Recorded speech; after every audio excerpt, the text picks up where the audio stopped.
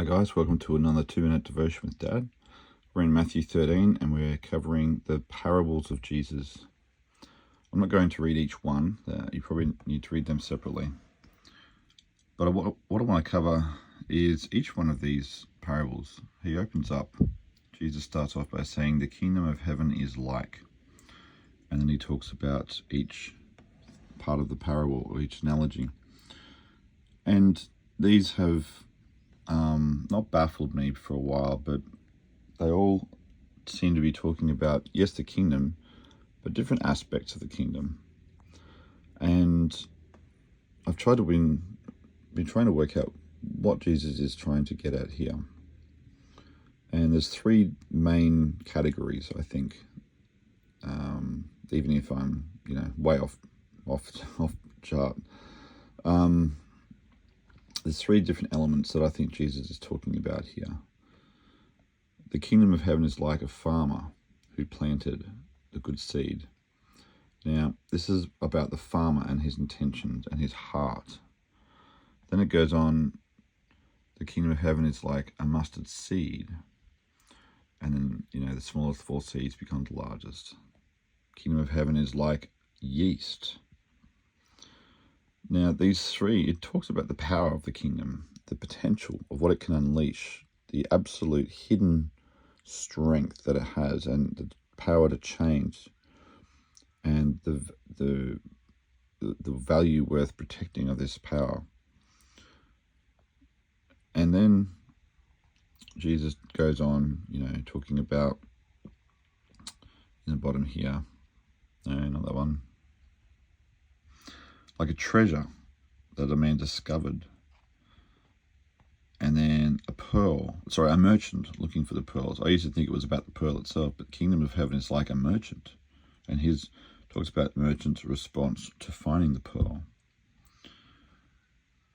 So it talks about like chance almost, where some people will discover God by chance and realize its value.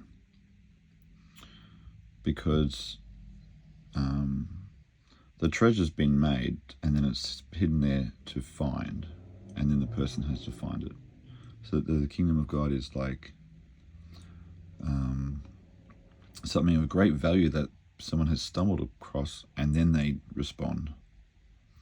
So I'll go on and I'll go to the third one and come back to the second. The kingdom of God is like a fishing net that was thrown into the water and caught fish of every kind.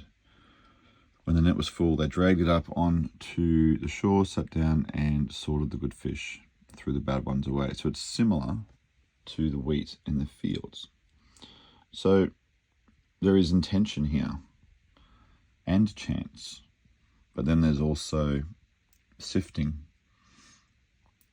So the kingdom of God is intentional. God is seeking us.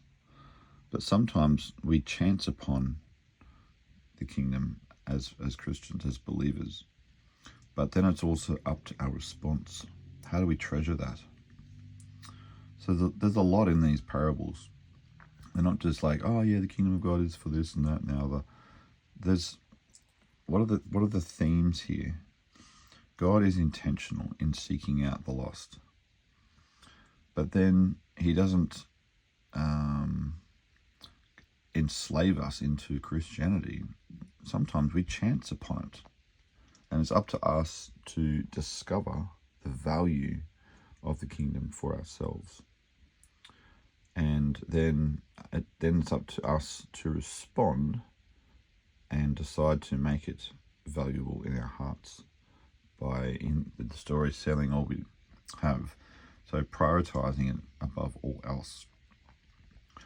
So they're the three main themes that I keep coming back to with these parables. They all talk about different concepts, and it's not just about the worth of the kingdom. I think there's more to it than this that Jesus is trying to tell his followers.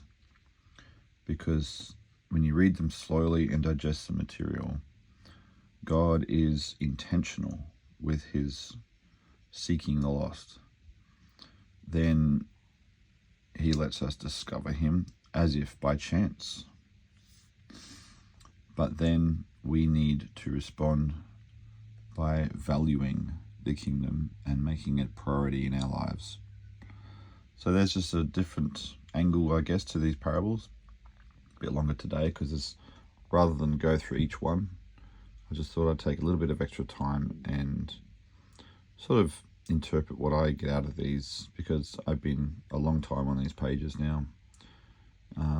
Just these little parables, trying to work out what Jesus is getting at, because he says the kingdom of heaven is like, again, the kingdom of heaven is like, again, it's like this. And so it's one kingdom. He's talking about the same kingdom of heaven. So all of these parables all line up to tell the same story or describe the same place and the heart behind it. And this is just Matthew. There's other parables, of course. But he uses parables to talk about how to live. But then he uses parables to talk about his home, his place, what it's like up there. And these are what we have to work with.